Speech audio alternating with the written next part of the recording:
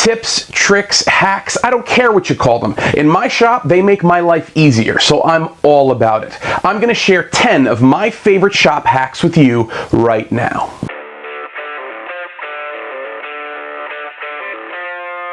So my back is still a mess. I found out I have a large herniation at the L5-S1. I don't know what that means, but it hurts. So I thought in order to bring some value to you guys, I would share my shop hacks with you. Now I have a ton of these, but we're gonna start with 10 of them for the day. I think that should be enough. There's not gonna be a lot of fancy editing. There's not gonna be a lot of that. Actually, I'm even gonna take my apron off because it's just too hot in my shop right now. Oh wait, I'm attached to my microphone. There we go. So, ow. Let's get to it. Shop hack number 1, really easy. Boom. Dry erase markers. Dry erase markers. I don't know if you can see those.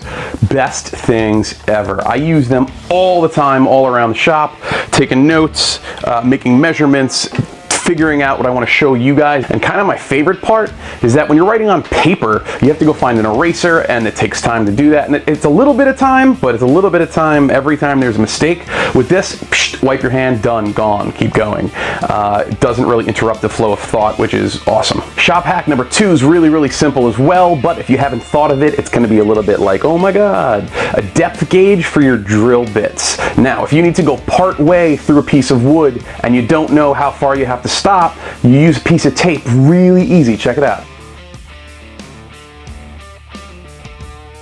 The next shop tip actually deals with gluing wood together. Most of the time when you go to glue 2 pieces of wood together and you put the glue in the center, they slide when you try to clamp them. Really easy fix for that, but we gotta go to the kitchen first.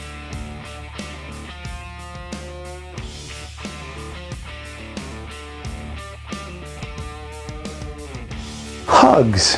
The answer is hugs. No, it's not. Just take that guy. Salt. Yes, regular, stupid, iodized table salt.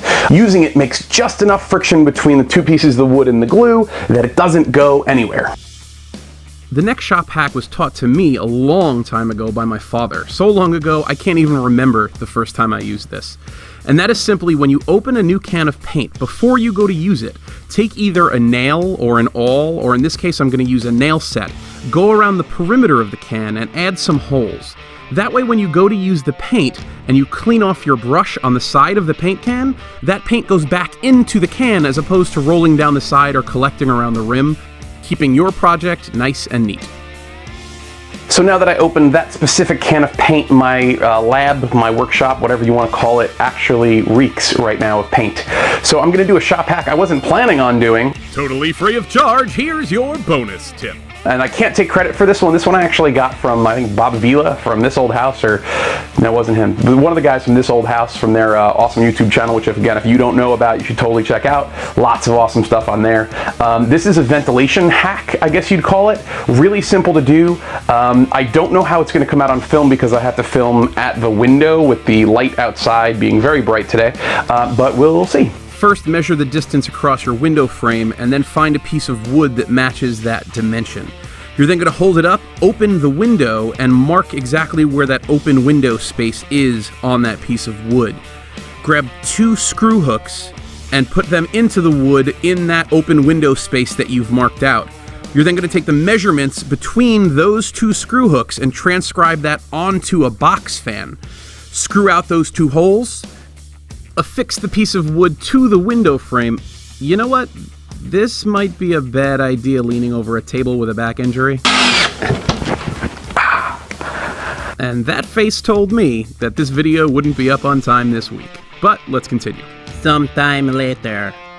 Then all you gotta do is hang the fan from those hooks, plug it in, and bada boom, ventilation. Often when you're hanging something on the wall, you need a free hand to hold whatever it is that you're putting up. So instead of having all the screws in your hands, you can put a magnet on your drill to hold all of those screws for you, and it works great.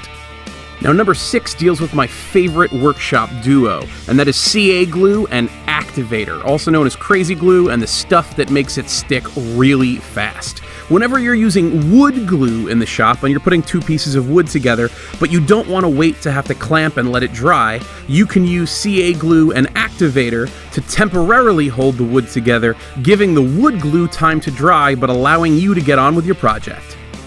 In order to get perfect 90-degree holes into a piece of wood, most people use a drill press. But if you don't have one, there's a great shop hack that can show you how to drill directly straight into a piece of wood.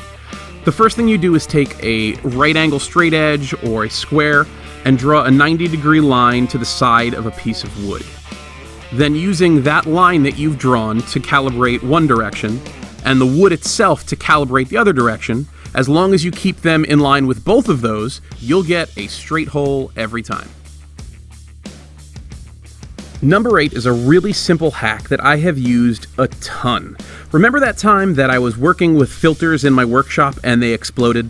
Yeah, I'm still cleaning that up, and that's where I found this one. It sounds a little nuts, but just take a cup, drill a hole in the top just large enough for a straw, and insert a straw. Then all you need to do is take it, put it on the top of your vacuum hose, turn on your vacuum, and now you can get into tight spaces real easy. This is a penny. It's 3/4 of an inch in diameter. And this is an even smaller nail. Now, while most of us don't use nails this small, the principle of what I'm going to show you works the same way. There is no way I can drive this nail into a piece of wood while holding it in my fingers without smashing my hand. Now, if I take a pair of pliers and I hold this, I can put it into the wood without any issue at all.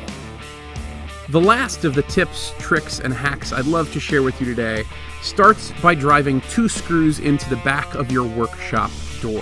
Then taking 2 magnets, putting them on a bottle opener, and putting that on the back of your door as well. So what's the point of this hack? Really easy. When you're done with all this work, it's time for soda. And you'll always know where your bottle opener is to open one. Do they even make soda in glass containers? No? Well, whatever. We'll see you guys next time, Wednesday, 4 o'clock. If you love this one, click subscribe and make sure to smash that little bell icon. That'll attach you to me, and anytime I upload something new to the internet, you will be made notified immediately. Take care.